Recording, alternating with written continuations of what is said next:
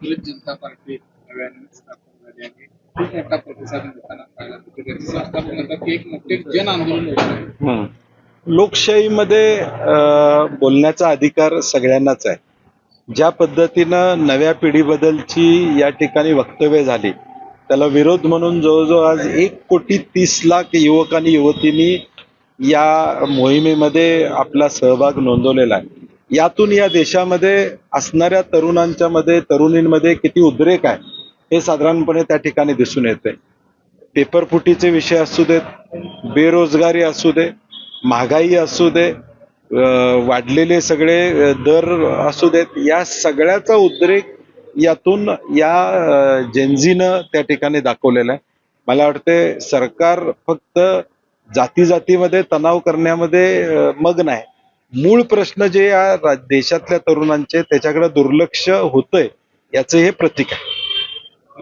सुरुवात आहे असं म्हणायचं नाही, बरोबर आहे ना. शेवटी ज्यावेळी आपण डेमोग्राफिक डिव्हिडंडचा विचार करतो त्यावेळी तरुणाई हे आपला मोठा ऍसेट आहे. आता या ऍसेटच्या अपेक्षा आकांक्षा जी विकली गेली स्वप्न 2014ला, 2019ला, 2024ला, तुम्ही 12 वर्ष स्वप्न विकत आलेलं आहे. अजून देखील तुम्ही 60 वर्षाचं काढता, परंतु तरुणाईला पाहिजे की या 12 वर्षात तुम्ही नेमकं काय केलं आमच्यासाठी, तो महत्वाचा विषय आहे. त्याचं उत्तर सरकार देत नाही आणि म्हणून ही सुरुवात आहे. खरं तर आज आपण आंदोलन देखील करणार आहोत इंधन दरवाढीच्या विरोधात. मात्र मुख्यमंत्री म्हणतात की काय तो मुबलक आहे आणि जाणीवपूर्वक विरोधकांच्याकडून हे भासवण्याचा प्रयत्न होतो की इंधन तुटवडा आहे. काल छगन भुजबळ जे या खात्याचे मंत्री आहेत त्यांनी सांगितले 1 महिना पुरेल एवढा साठा आहे. आता मुख्यमंत्र्यांना न विचारता त्यांनी प्रेस घेतली का मुख्यमंत्र्यांच्याकडची माहिती वेगळी आणि त्यांच्याकडची माहिती वेगळी आहे. आज जर साठा असेल तर मग मारामाऱ्या का होत आहेत, रांगा का लागतायत. आज कोल्हापूर जिल्ह्यामध्ये जर 30% पेट्रोल पंप बंद आहेत. आज आम्ही आंदोलन करायसाठी पेट्रोल पंपावर कार्यकर्ते आमचे जाणार, हे पेट्रोल पंपावर जाऊन बघायला लागले तर कार्यकर्ते फोन करतायत मला की साहेब पंपच बंद आहे, आंदोलन करायचं कुठे. अशी अवस्था या जिल्ह्यातली आहे. किमान 30% पंप बंद आहेत. याचा अर्थ तुटवडा आहे. फक्त सुपरफिशियल मुख्यमंत्री या ठिकाणी दाखवत आहेत, वस्तुस्थिती नाही आहे. एक दिवस मोटरसायकलवरनं गेलं म्हणजे मेसेज झाला गेला असं होत नाही. तर स्वतः सरकारनं यामध्ये हस्तक्षेप केला पाहिजे. परराष्ट्र धोरण जे चुकलेलं आहे त्याचे परिणाम आम्ही आता बघतो. पंतप्रधान गद्दार आहेत, मोदी गद्दार आहेत, अशा पद्धतीनं राहुल गांधी यांनी प्रतिक्रिया व्यक्त केली. समोर बीजेपीचं कोणाला तर त्यांनाही सांगा, स्पष्ट शब्दात सांगितलं. नाही, राहुल गांधींची भूमिका गेले 3 महिने ते सांगतायत की देश अडचणीत चाललेला आहे. तुम्ही स्पष्टपणे खरी माहिती लोकांच्या पुढे या ठिकाणी द्या. चुकलेलं परराष्ट्र धोरण, एप्स्टीन फाईल्स, अमेरिकेचा दबाव, रशियाबरोबर असणारी आमची अनेक वर्षाची दोस्ती तोडण्याचं काम या सरकारनं या ठिकाणी केलं आणि विरोधी पक्षनेता म्हणून राहुलजी सांगतायत की तुमचं चुका लागलेलं आहे, तुम्ही दुरुस्त करा. उद्या हा 130 कोटीचा देश अडचणीत येणार आहे.